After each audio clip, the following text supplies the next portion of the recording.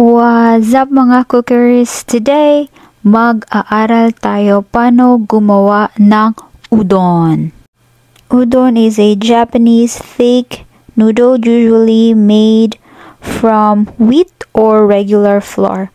So, dito tinuruan tayo paano magmasa ng mano-mano at ang mga ingredients, exact ingredients at mga basic techniques ng paggawa ng udon.